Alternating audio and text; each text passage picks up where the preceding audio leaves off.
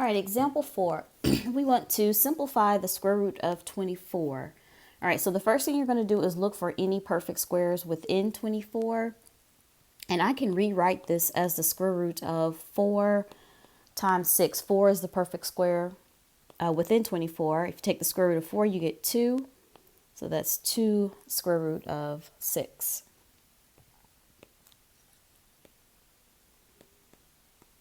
Square root of 108. Again, we're looking for a perfect square within 108. The easiest way to do this is to just start dividing the number by perfect squares, and you always want to take the biggest perfect square that is within your number. So just to kind of list out the perfect squares, 2 squared is 4, 3 squared is 9, 4 squared is 16, 5 squared 25, 6 squared 36, and so on and so forth. So if I take 108 and start dividing it by these numbers, so I would divide it by, say, 36 first, then maybe 16, then 4.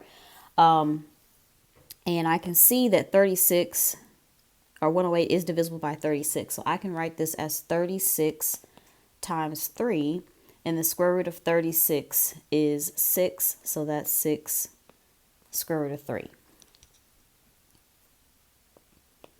All right, the next one is the square root of 10. We don't have any perfect squares within 10, so this one cannot be simplified further.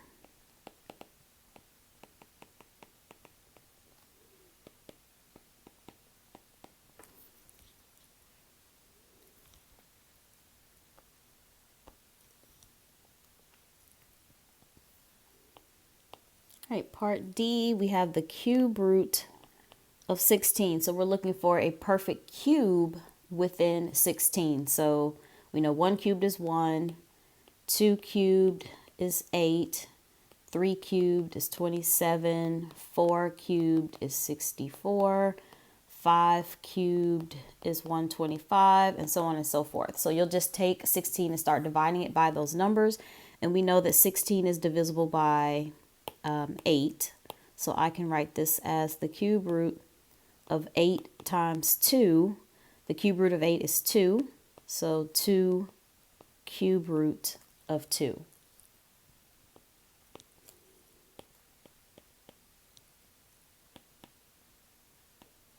All right, the negative fourth root of 162. Again, you would list out your perfect fourth roots and start dividing 162 by them. You know that you're going to carry that negative into your answer.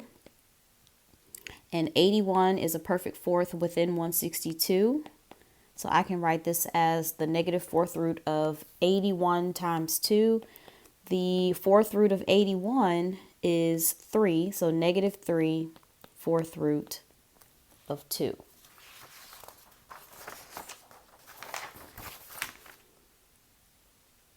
All right, so now same thing, we just added some variables into our expressions.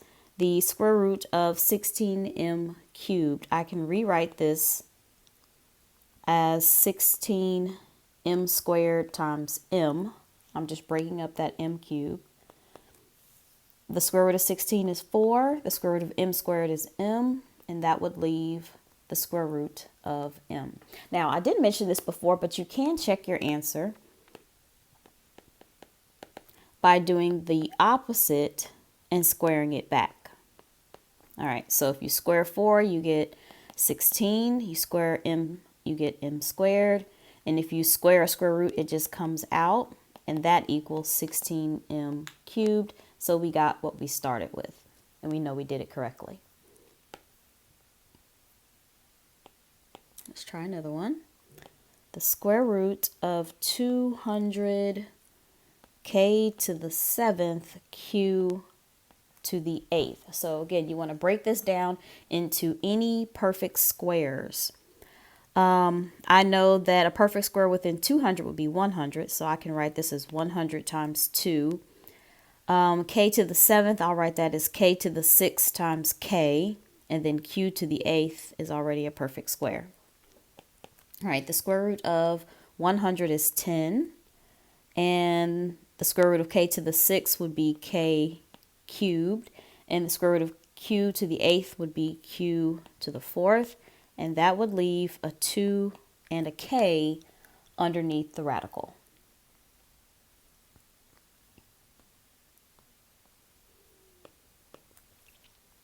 All right, this one is a cube root of negative 8 x to the 4th, y to the 5th. So you want to first rewrite this in terms of perfect cubes. Since my index is odd and I have a negative underneath the radical, I know that my answer is going to be negative. But let's write it in terms of cubes first, actually. Let's do that. All right, so that'll be the cube root of negative 8. That's already a perfect cube. I'll write this as x to the 3rd times x and y to the 3rd times y squared. All right, so the cube root of negative 8, that'll be negative 2. I can pull out an x, I can pull out a y, and what's left would be the cube root of x, y squared.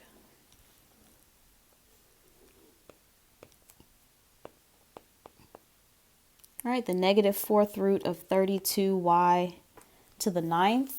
Again, I want to rewrite this in terms of perfect 4th roots. So that'll be the negative 4th root of, let's see, what's a perfect 4? 16 times 2. And then make this y to the 8th times y.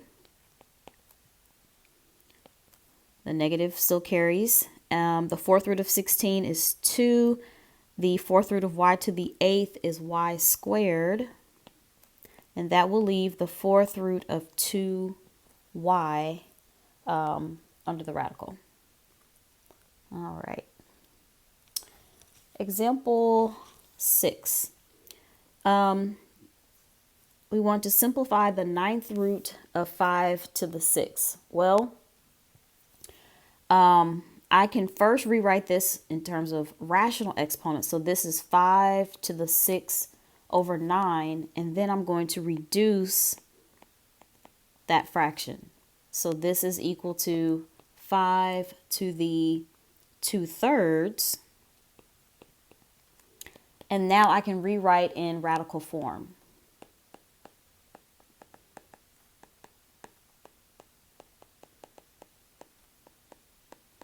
All right, so remember the denominator is the index, the numerator is the root.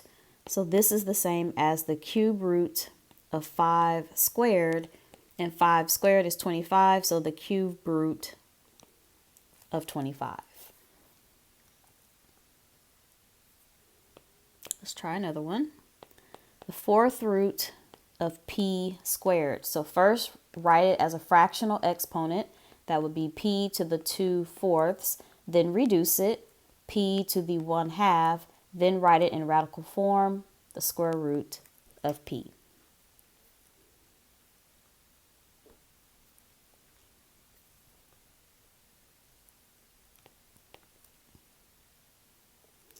All right, the 4th root of x to the 18th. Since 4 doesn't go into 18 evenly, I'll first rewrite it as a fractional exponent or a rational exponent. So x to the 18 over 4, reduce it, x to the 9/2. Then I can rewrite that as the square root of x to the 9th. But I'm not done. Here's why I'm not done. I'm violating conditions 1 and 4.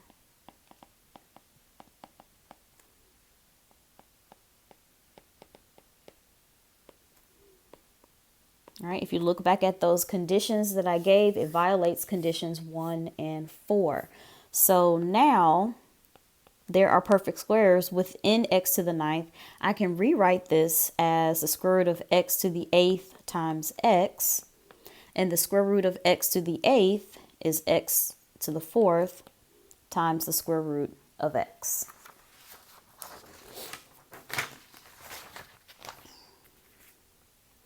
All right, so here's the meaning of the kth root of a to the km power. That is equal to the nth root of a to the m power. And it's easier for me to show you exactly what that means by an example. All right, so what we're doing here is we're multiplying radicals with different indices. And we talked about this in a previous example where you can't just multiply this and make it, the sixth root of 14. That won't work, okay? So what you have to do is first rewrite them with rational exponents.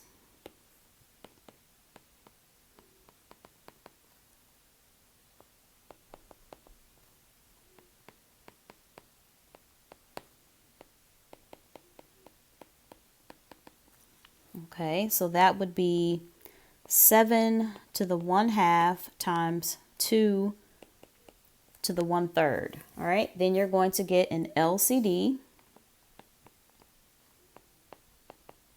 for your fractions, and the LCD is 6. So I would multiply this fraction by 2/2 and this one by 3/3. So now I have 7 to the 3/6 times 2 to the 2/6. Okay. All right. So now I can write this as a rational, not a rational, I'm sorry, but I can rewrite this as a radical.